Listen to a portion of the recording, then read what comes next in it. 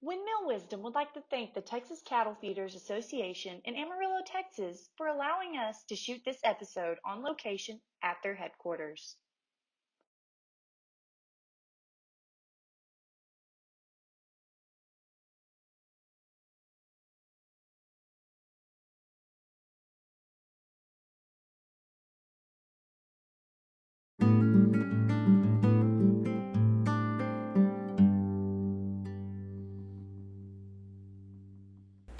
All right, we're back, and this will be the final segment of our Windmill Wisdom episode. We've had a really good discussion today about a pretty broad area of topics, but I wanted to get back in. We were talking about liability and talking about the issues that come around that, but one issue that has become a bigger issue the last, I don't know, the last 4 or 5 years probably has been chemical drift.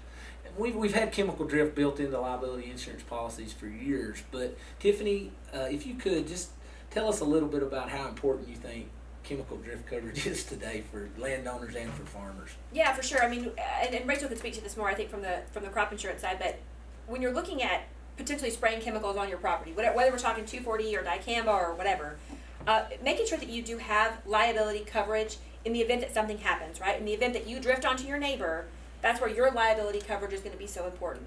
And it's important to make sure that your insurance policy does protect for your negligence if there's a chemical drift situation. There are some policies, I've seen them written here in Texas, where they might be $1 million policy, farm and ranch liability policy, but there's a cap on chemical drift damages at $25,000, for example. There's a big difference between $1 million and $25,000, right? Yes. And you don't find out about that sometimes until you've got a problem. And so I really encourage people, if you're doing any sort of pesticide, herbicide application, make sure that you have an insurance policy that covers you for that type of application.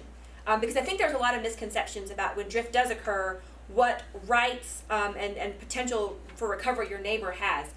The best thing you can do as a person applying that is have that liability insurance. Yes.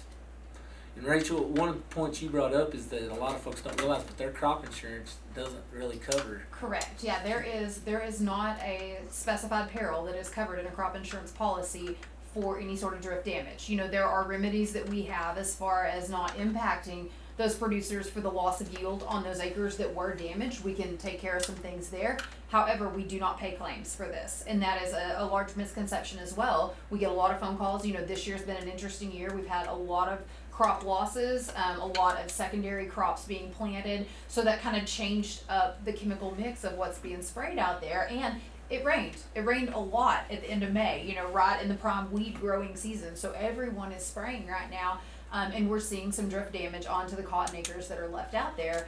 And, your multi-peril crop insurance that you pay a large premium for is not going to protect you in that case. So that's where, you as the landowner may have to seek remedy against whether it is a neighbor or another entity or whomever sprayed your crop at that point.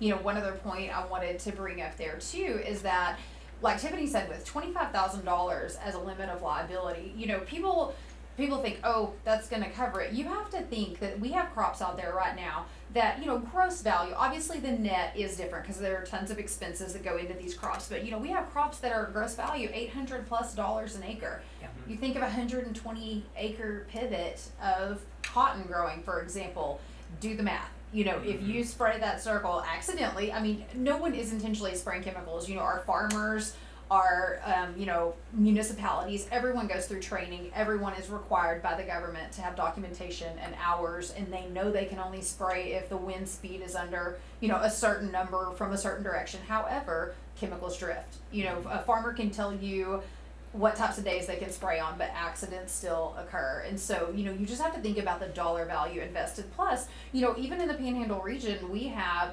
cucumbers, we have, Grapes. Watermelons, grapes. There are some extremely high value crops being grown, and you have to consider that when you're putting together that policy. Just like Tiffany said earlier, the cost is not that significant, but your agent may, you may be using the same agent for your farm and ranch liability that does your homeowners, and that's their wheelhouse. They can protect your car and your boat and your truck, but they may not deal with farm and ranch that much. So that may be where you have to take the vested interest and step up and talk to them and say, hey, this is not going to get it. Price me $1 million coverage, and you're going to be surprised that it's not that much more. But just like anything, we're all lazy in our own insurance. I'm an insurance agent. Do I read my own policy? Maybe part of it.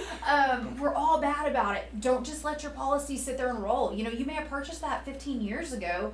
Well, that crop value may have only been $25,000 then. It's now $250,000 or $2.5 million. You know, you've really got to take an active interest in your own protection, and we're all bad. Like, crop insurance agents might be the worst. So, I might make 2 points there just really quick.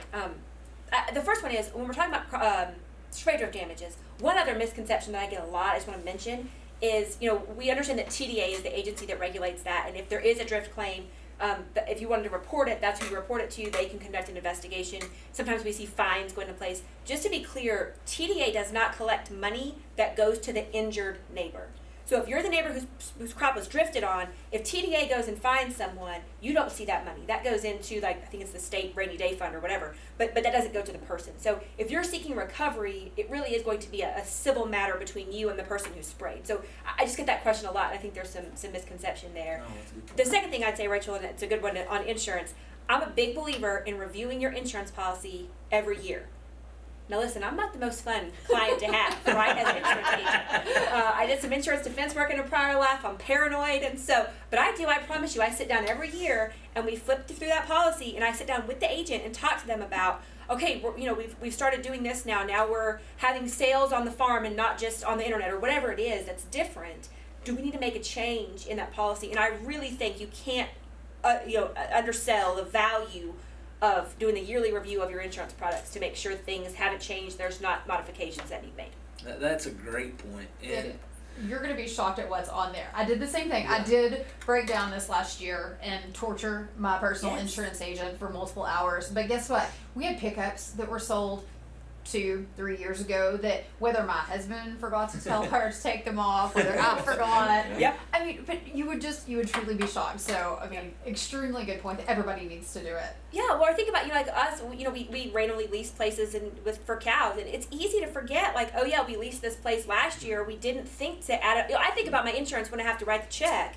I'm not thinking about it, in the middle of the month when I move cows to different pastures. So, yeah, it's important. That's probably one of the most common ones too, having dealt with farm liability, is guys picking up new land and not coming in and updating their legal descriptions. Sure. They're paying for coverage, but they don't have that farm listed on their policy. That's right. And, a question that was brought up too, you mentioned the vegetables, but another big issue around this chemical drift is organics. Mm-hmm. We're getting more and more guys growing organic crops. I know also in the feeding side, I don't know how many feed yards are feeding organic beef, but I know there's a lot of these dairies around here that are producing organic milk. You really cannot begin to estimate the value of what you could possibly have happen if you have an accident. Sure. And so, and I think we've got a good neighbor policy for the most part with all of our producers. I think each one of them is working really hard not to have mistakes. But you and I have all lived in this part, or you guys have been here enough to know that the wind can change directions here in the matter of seconds. Sure. And, a lot of times those guys are monitoring it every time they get out on the end of the row and turn around, but they literally can just have one little bit of overspray. And the point is, the damage may not be that extensive, but back to Tiffany's point earlier when we were talking about liability, the defense. The fact that an adjuster is going to come out, document what's going on, take pictures, communicate with the other landowner, and do all that for you, that's worth quite a bit. For sure. And most of the time, back over my history of liability claims, we didn't have that many of them that ended up being as bad as we thought they were.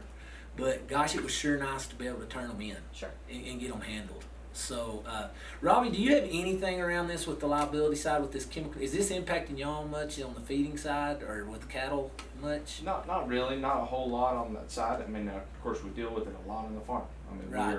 we use we're farming about 10,000 acres now, mostly dry land. Mm-hmm. We use a lot of chemicals ourselves, and so these are, this whole session's helping me as much as I'm helping in it. But I mean, as far as just things that I think spot on what's being said here.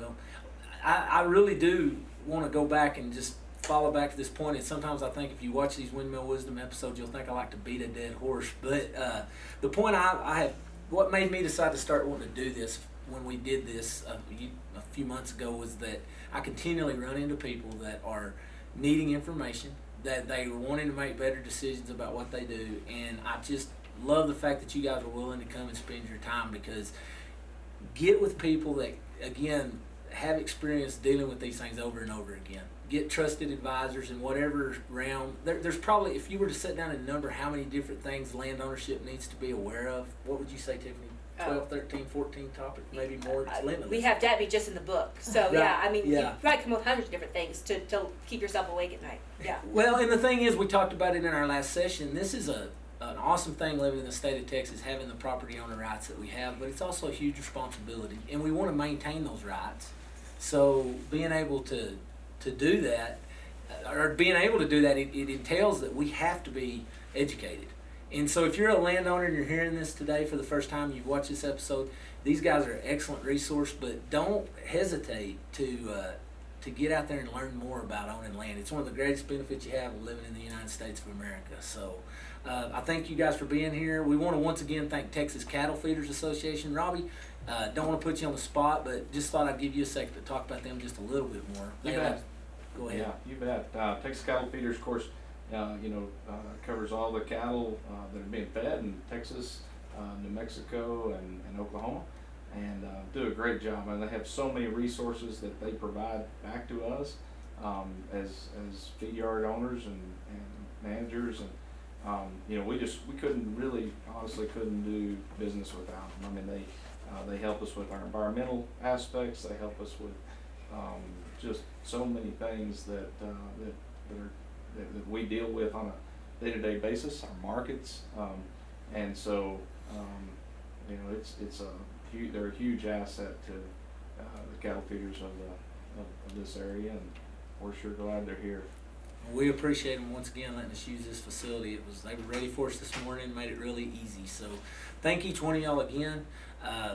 We're going to have this posted for several months, so be sure and share it around. And like I said, Tiffany's got a blog post. I'll let you talk about that for just a second before we go.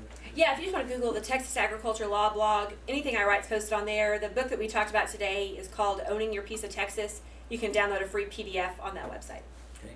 And Rachel, one more thing there with you. One of the things that I know you do are your training sessions. What is that, 2 times a year that you have those? Sure, depending on how much change we're seeing in, crop insurance and the things that surround it, with new farm bills that are implemented, different things like that. We'll host producer meetings. But once again, I just encourage people with questions, to call. And I won't always have the answer, but we have a great network. I call Tiffany. I talk to people with Extension.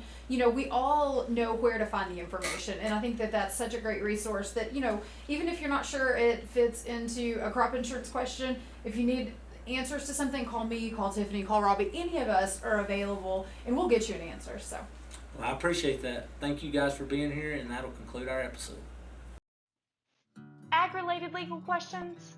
Tiffany Lashman with Texas A&M AgriLife Extension is a great resource, and she is there to help.